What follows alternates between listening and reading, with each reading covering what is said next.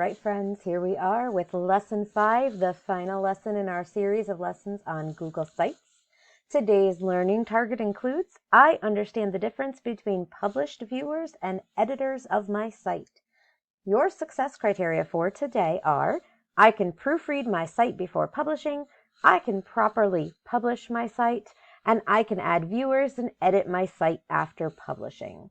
So, I know that proofreading your site is not in that learning target. However, it kind of is because proofreading your site before publishing is incredibly important. You want to make sure that you don't have spelling errors, you don't have links going to the wrong places. You want to make sure everything is perfect before you click that publish button. So that's why you're going to add editors to your site who will be able to walk through with you and help you along the way. Depending upon who your teacher has selected for you as an editor, you've probably already added those editors to your site and they already have access. Now it's time to go ahead and publish the site so that your published viewers can see it. So once you've done your proofreading, once you've had your editors go ahead and take a look at your site, you're going to want to go back into this little person icon that says share with others and double check who you've shared your site with.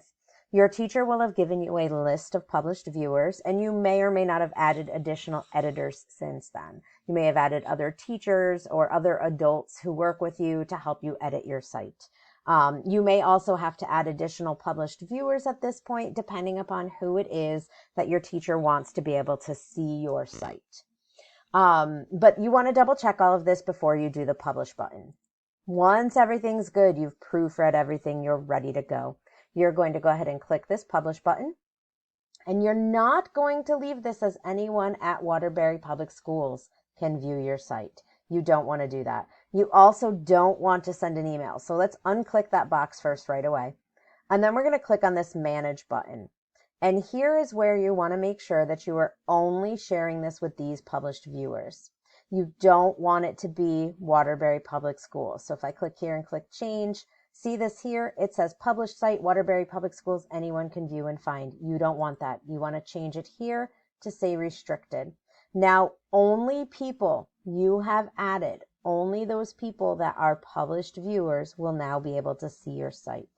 So you want to double check this, click done, and you want to verify here. It says who can view my site, and it should say specific people.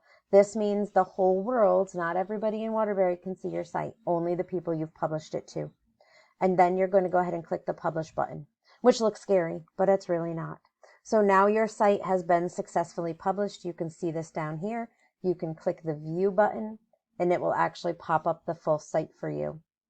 Now, when you are an editor on this site, you're going to notice even when you're viewing the published site, you have this little pencil icon in the bottom.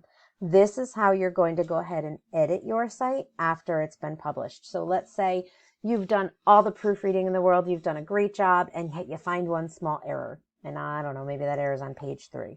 Actually, let's go to page 1 because we know there's content here. And so let's say I wanted to add another line here or something. I can click this little pencil button and it will bring me directly to the editing page of my site. I can also always access my page to edit it through that folder that I set up in my Google Drive. Now, the other thing that you need to know is once you have edited something, so I am going to add something here so that it shows, if I can show you what it looks like. When you click publish, again, it's going to actually bring you to this editing page so you can verify this is what I've changed and this is what it used to be. And I can go ahead and click publish again. So now let's say you need to add an additional viewer after it's been published. You're just going to go here to the share with others. And I'm going to go ahead and add one of the English department chairs. So I'm going to add Mrs. Graffam to this. And I want to make sure I don't notify her. And I'm going to go ahead and make her a published viewer. So now I can click share and she can see my site as a published site. So you want to make sure you follow these steps very carefully because if you do not, you might accidentally publish your page incorrectly. So let me go ahead and walk you through one more time how to do that. Give me one moment to unpublish my site and then I'm going to come back and show you again how to publish it properly. Okay, so I've unpublished my site. I'm going to show you again how to publish it. I'm going to click here on publish. I'm going to see here who can view my site, specific people. I'm going to manage that. And I'm going to click here under change, and I'm going to make sure that this published site is restricted, not Waterbury Public Schools, not public, that it's restricted. I'm going to click done. And I'm not going to notify individuals. You don't want to notify people. We don't need to block up people's email box with notifications. But I'm going to go ahead and do that. You can also change this web address. I didn't talk about that before, but as long as you've properly named your site the way you want it here, this will come up to be that exactly. And then I'm going to click publish. All right, your turn one last time. Your tasks include view and proofread your site as published before publishing, publish your site, add someone as a published viewer after publishing, and practice editing your site after publishing. Good luck.